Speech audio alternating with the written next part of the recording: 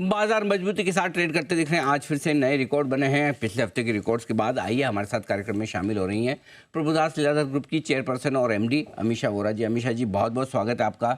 धन्यवाद हमें समय देने के लिए।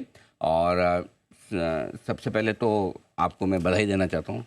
ये बधाई थोड़ी एडवांस में दे रहा हूँ। अच्छा, किस चीज़ की? अमीषा जी की जो कंपनी है प्रभुदास लीलाधर जी, आप सोचिए जरा अंदाज, अमीषा जी की उम्र से मत अंदाज लगाइएगा, वैसे अंदाज लगाइए कितनी पुरानी हो सकती है। नाम तो काफ़ी, जब से मैंने आया हूँ तब से तो वेल एस्टैब्लिश्ड नेम है सर मार्केट में, और भी काफ़ी पुरानी होगी। बस अगले हफ्ते या इसी हफ्ते, हाँ मतलब लगभग अगले हफ्ते हाँ, 80वीं वर्षगांठ क्या मनाएंगे। बात कर रहे हैं सर? 80th 80 साल? अमीषा जी सही है? वाह, एकदम सही है। एक- तो आजादी के भी 8th डिकेड है और प्रभुदास लेदर के भी 8th डिकेड है। क्या बात हम लोग 1944 में एस्टैब्लिश किए गए हैं। वाओ, क्या बात है सर, बहुत ही 80 तो साल। मार्केट्स एंड बहुत ही ग्लोबल मार्केट्स के सभी उतार चढ़ाव बिल्कुल, देखे हैं और वेदर भी किए हुए हैं। क्या बात है। और 80 साल में अब अमीषा जी के हाथों में फुल फ्लेज एमडी और चेयरपर्सन के तौर पर प्रभुदास लीलाधर की कमान भी है। तो मैं थोड़ा आपको एडवांस में बधाई देना चाहता हूँ, क्योंकि उस समय अब फिर अपनी Thank you मुलाकात so बजट पे much. होगी, और बजट पे तो इतना सब गपशप करने का टाइम मिलता नहीं है ना। तो मैंने कहा पहले से सही एडवांस में बात है। तो बहुत बहुत बधाई, शुभकामनाएं। Thank you so और much. मैं उम्मीद करता हूँ कि आने वाले समय में आपके नेतृत्व में और ज़्यादा नई नई ऊंचाइयाँ आपकी कंपनी छुए, और इसी तरह से आप इन्वेस्टर्स की वेल्थ बनाने का काम करते रहें। मेरी शुभकामनाएं आपके साथ। Thank you so much. और आप सभी का भी बहुत बहुत धन्यवाद। इतने सालों हम सबको, हमारी टीम को और हमारे एस्पिरेशंस को सपोर्ट करने के लिए। पर अमीषा जी, अब आइए, पहले हमारी भी एस्पिरेशन बजट से बहुत है, तो जान ले कि क्या कुछ होने वाला है बजट में। एक तो उम्मीदें भी बड़ी रहती है और दूसरा डर भी बड़ा लगता है। अच्छा ये हो जाए तो मज़ा आ जाए, और ये डर रहता है कुछ खराब ना हो जाए। तो इस बार बाजार बजट में कैसे जा रहा है, क्या सोच कर जा रहा है, ये समझाएं। बाजार का दो एक्सपेक्टेशन है मेरे हिसाब से ये बजट से।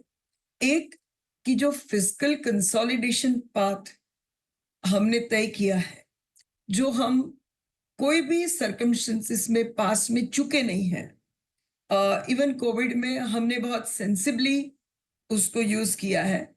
और ये बार जो बजट टेबल किया गया था, उसमें भी वो पाथ पे हम चलते थे। तो वो path of fiscal consolidation with a target of 5.1 in and around and better, वो हम ना चुके। बट साथ में ही बाजार का एक्सपेक्टेशन कहीं ना कहीं बिल्ट है कि अभी तक जो फोकस कैपिटल गुड्स सेक्टर या तो इंफ्रास्ट्रक्चर इन्वेस्टमेंट्स इन स्पेंडिंग पे है, वो मेंटेन तो रहे। लेकिन जो इलेक्शन आउटकम बता रहे हैं कि रूरल इंडिया में डिस्ट्रेस है, फार्मिंग सेगमेंट में डिस्ट्रेस है, एंड एमएसएमई एसएमई में डिस्ट्रेस है, और ये सब स्ट्रेस की वजह से कहीं ना कहीं, और बहुत कुछ रीजन हो सकते हैं, बट वोट बैंक हिला हुआ है। तो वो सब सेगमेंट जहां पर पेन के अंदाज है, वहां पर थोड़ा फोकस आएगा। Particularly job creation and strengthening of SME and MSME goes very much hand in hand. तो मुझे लगता है कि जैसे पीएलआई आके मैन्युफैक्चरिंग को सपोर्ट किया, कहीं ना कहीं एसएमई एमएसएमई को कैसे बिग टाइम सपोर्ट मिले, वो फोकस आना चाहिए। अपार्ट फ्रॉम दैट, जो कैपिटल गुड्स साइड अभी इकोनॉमी में अच्छा कर रही है, अगर हमको कंजम्पशन साइड को थोड़ा रिवाइव करना है, कहीं ना कहीं सपोर्ट देना है, तो disposable income large part of population के हाथ में बढ़ाना पड़े, तो वो सेगमेंट में कहीं पर कुछ टैक्स रिलेटेड सपोर्ट मिले, वैसी संभावनाएं ज्यादा है। तो ऑल इन ऑल हमें 8 सेगमेंट्स दिख रहे हैं जहां पर बजट का खास फोकस रहेगा। सबसे पहले मैन्युफैक्चरिंग एक्सपांशन कंटिन्यू रहेगा। सेकंड, इंफ्रास्ट्रक्चर डेवलपमेंट, क्योंकि आरबीआई के डिविडेंड की वजह से भी एक गवर्नमेंट के पास अच्छा पोजीशन है फिस्कल एंड लिक्विडिटी का, तो ये दोनों पे फोकस बरकरार रहेगा। तीसरा, एनर्जी इंडिपेंडेंस इज इंडिया की गोल, जिसमें जो रूफटॉप सोलार की जो स्कीम अनाउंस की थी, उसको बहुत ही अग्रेसिव अंदाज से आगे बढ़ेगी, ऐसा हम लोग मान रहे हैं। चौथा, एग्रीकल्चर रिफॉर्म्स एकदम एजेंडा पे रहेंगे कि जिसकी वजह से वहां का स्ट्रेस पूरा रिड्यूस हो जाए और वो सेगमेंट डिस्ट्रेस हो सके। पीएलआई स्कीम का एक्सपांशन अक्रॉस द सेक्टर्स और एमएसएमई एसएमई में कैसे उसको रोल आउट किया जाए, वो एक खास फोकस रहेगा। और लार्जर पॉपुलेशन को टच करने के लिए हेल्थ केयर इंश्योरेंस को एंड नॉर्मल इंश्योरेंस को कैसे और स्प्रेड आउट किया जाए, अफोर्डेबल किया जाए, उसके लिए भी मेजर्स रहेंगे। Of course urban infra and housing का फोकस कंटिन्यू रहेगा। वाटर पे एनहेंस्ड फोकस आएगा, वो भी हम मानते हैं। एंड लार्जली, जैसे मैंने कहा, डिस्पोजेबल इनकम बढ़ाने की कोशिश की जाएगी। टैक्स रेवेन्यू रोबस्ट है, indirect and direct both. RBI के डिविडेंड ने थोड़ा लिक्विडिटी पोजीशन और इंप्रूव कर दिया है, तो ये बार मुझे लगता है कि both focus on the right sectors and still maintaining fiscal deficit is what market is expecting from budget. Okay, perfect. ये है बजट से बाजार की उम्मीदें आपके लिए आती हुई अमीषा जी की तरफ से। अमीषा जी, लाइफ हाई पर है मार्केट और कहीं कोई रुकने थमने का संकेत है नहीं, मजबूती के साथ आगे बढ़ भी रहे हैं। बताएं क्या देख रही हैं आप बाजार का डायरेक्शन और क्या ये तेजी बरकरार रहने वाली है? ये मुझे दो चीज लग रही है कि ये जो स्ट्रेंथ मार्केट बता रही है, मेजर करेक्शन नहीं दिख रहा है। उसके दो रीजन है। एक, द फ्रेश इनफ्लो अभी भी म्यूचुअल फंड्स में बहुत ही स्ट्रांग है। तो क्या है कि जब ये सोता हुआ शेयर जागा है, जो कि retail financialisation of the assets, तो इतना जल्दी ये चक्कर चेंज नहीं होने वाला। तो retail inflow in mutual funds is extremely strong. On the top of it, mutual funds are sitting on almost highest ever cash percentage and absolute. And thirdly, FI का भी कोई मेजर नेगेटिव रवैया हो जाने का मुझे रीजन नहीं दिख रहा है।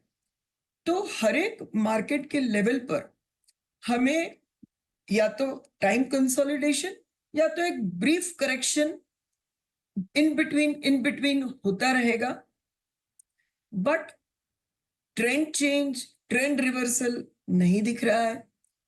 तो जहां पर भी जिसका पोर्टफोलियो है, जो largely different segments of manufacturing में होगा, थोड़ा बैंकिंग में होगा, थोड़ा कहीं कंजम्पशन पर होगा, तो वो बरकरार रखना चाहिए, ऐसा मेरा मानना है।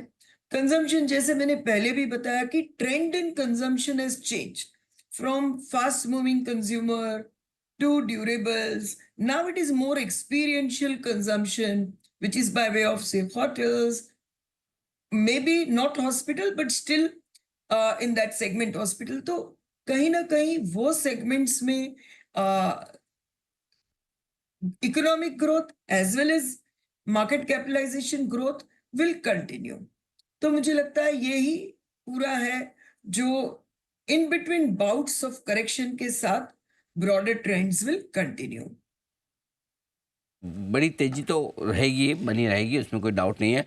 ऐसे में लाइफ हाई के आसपास क्या पसंद है आपको, कहाँ निवेश करना चाहिए?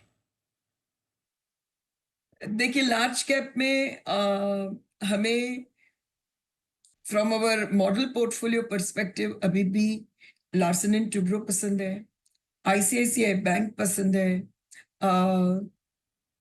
इस तरह से कैपिटल गुड्स एंड इसका कॉम्बिनेशन पसंद है। मोटे स्टॉक्स में कहूं तो Siemens continues to be in our top picks throughout. अगर थोड़ा सा भी मिड कैप में जाऊं तो इन अवर कवर्ड स्टॉक काफी सारे अनकवर्ड है, but with in our covered stocks हमें प्राज बहुत पसंद है, जो एनर्जी चेंज में है, अनकवर्ड स्टॉक्स में जाऊं तो recently we at Prabhudas Lilladher with my team spent almost 2 days understanding different companies and their growth plans at Adani Group. And I was amazed that how come in last almost 5 years हमने कभी ये in depth देखा ही नहीं. The group which now March 24 posted almost 84,000 crores of EBITDA have green energy में तो बहुत ही अच्छा expansion lined up है of almost tripling their capacity जहां पर land भी जगह पर है and data analysis also is in place. But apart from that, be it port, be it their gas business, or be it their enterprise business where all the new businesses are seeded, हमें ऐसा लगा broadly कि हमारे expectation से भी beyond काम हो रहा है, हो चुका है और करने के लिए geared up है. तो मुझे लगता है कि ये सेक्स जो एक पूरे बास्केट ऑफ स्टॉक्स है जहां पर बहुत कुछ हो चुका, हम सबको पता है. दो चीज मेनली इंप्रूव हो रही है. एक, सॉलिड कैश फ्लो दिख रहा है. बी, जबरदस्त ट्रांसपेरेंसी आ रही है in terms of considering minority investors respectfully and sharing. तो मुझे लगता है यहाँ पर ग्रेजुअल इंप्रूवमेंट आना चालू हो जाएगा और सस्टेन्ड रहेगा. अगेन इन लार्जर स्टॉक्स एक ही चीज में मुझे थोड़ा सा क्वेश्चन मार्क है, जो पूरा डिफेंस पैक है. हम लोग बहुत ही बुलिश थे डिफेंस पे and I think my first podcast about 2.5 years back with Dr. Jayant Patil of Larsen and Toubro outlined what is in store for defense. At this juncture, I feel that defense stocks in terms of valuations are a little ahead of the reality.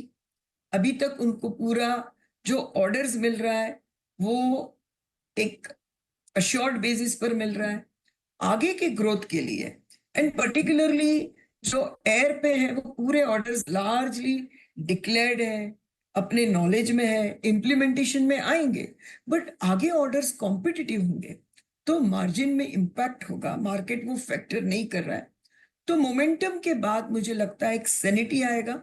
But जो defence में मुझे ऐसा लगता है, मुझे लगता है railways and ship building में ये मोमेंटम अभी भी चालू रहेगा. And biggest change factor would still be data centre on one hand and the renewables on the other. ये दोनों में ग्रोथ जबरदस्त बरकरार रहेगा. बातें तो ये है, ढेर सारे आपके लिए इन्वेस्टमेंट के मौके भी. अमीषा जी बहुत बहुत धन्यवाद आपका समय देने के लिए. बाजार इस बीच स्टेबल है.